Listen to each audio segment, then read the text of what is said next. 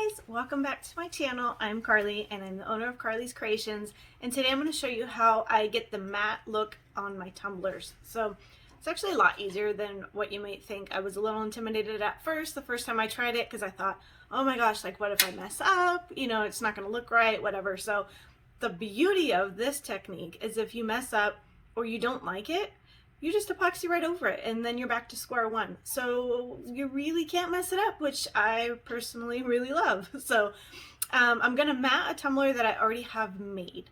So I'm not gonna actually make the cup like I typically do. I'm just gonna show you the mat part process. So we're skipping ahead a little bit, but this tumbler right here, this is the one I'm going to mat. It was a very simple design. I prepped my cup and I sprayed it a flat white. I have to hold my hand over because otherwise I echo when I talk. And I got alcohol ink. So this one is very simple to do. I only used two colors, which I will link below for you. So if you want to get the same look, you can see what colors I used. It was a blue and a silver. And I actually had a whole different vision with this cup, but it didn't come out like my original vision, and so I went with another vision. So sometimes that happens. So I just kind of dripped a line of the alcohol inks, and I got my chip brush and I just brushed up, and so that created this look right here. I'm sorry, it's shiny. Just kind of like an abstract painting almost, and I just liked the simplicity of it. And then I just added a quote, "Good vibes only," and that's it. So like I said, it's very simple. I try to do a variety of different style tumblers to have available on my website. And so I know not everyone likes glitter. So I try to make sure to do glitter ones, and I thought this would be a cool matte one. So this is the one we're gonna go ahead and matte. This is a 20-ounce Hogg stainless steel tumbler that I got from Stainless Steel Depot.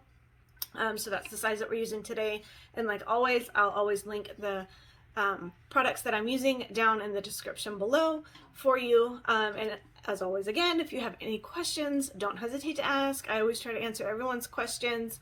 And if you're on Facebook, don't forget to join us on Carly's Creations, Tumblers, and More. We have a lot of fun over there, you guys, and we have a really great group.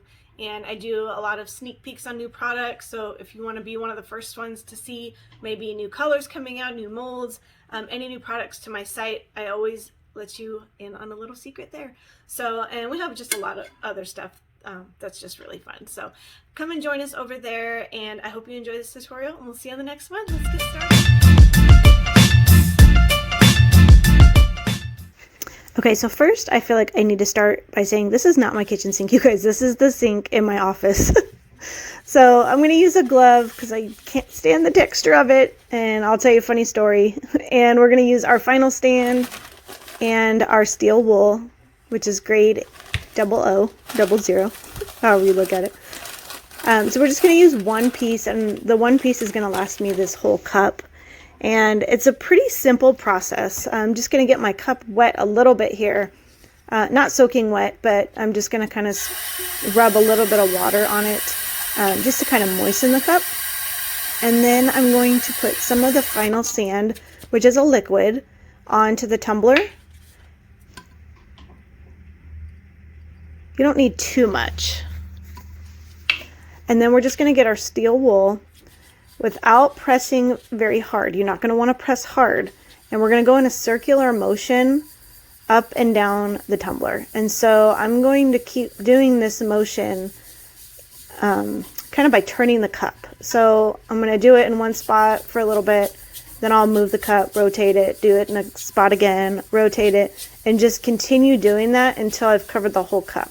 Now I will tell you this process does take a little while. I think the whole matte process for this tumbler took me about maybe 10 to 15 minutes total.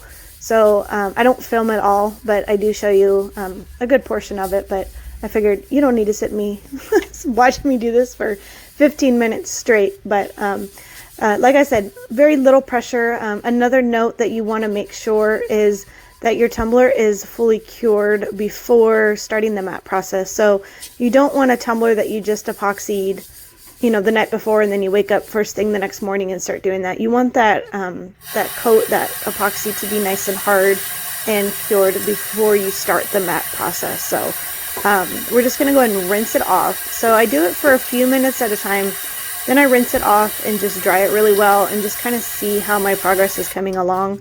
At this point, I know that it's not completely done yet, but I just kind of want to see, you know, if I'm getting some areas more than others or vice versa, and just how the process is coming. So you can see it's starting to kind of get that matte finish a little bit, that little bit of a matte look, and I'm so sorry that it seems to be out of frame here, but just kind of look it over.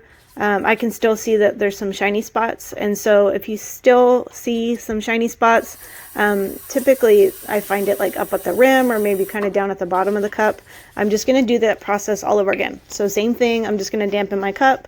I'm going to put some of this final sand and prep on there, and then I'm going to get my steel wool and I'm going to do it again. So just repeat the process until you kind of get that look that you want.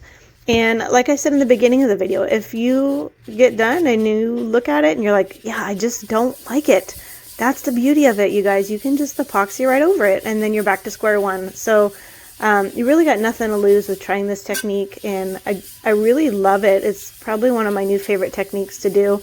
The cup feels softer. It has a different feel to it, which I really like. So, and I think it's just kind of a fun look, especially for guys. Guys don't always like the shiny, so I'm really happy with the way this came out. I really love the simplicity of this cup and just a little bit of that abstract look, and I think the matte finish kind of really added to that look that I was going for. So I hope this helps you. I hope this answers questions. If you haven't tried the matte finish yet, again, it's very simple.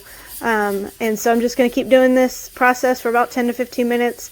And then I'm going to wash it really well with a little bit of dish soap and dry it really well, and we're done. There's no need to seal or do anything after you get the look that you want, and you're good to go. So if you have any questions, please let me know below in the comments, and I look forward to seeing you on the next video. Have a great day, everybody.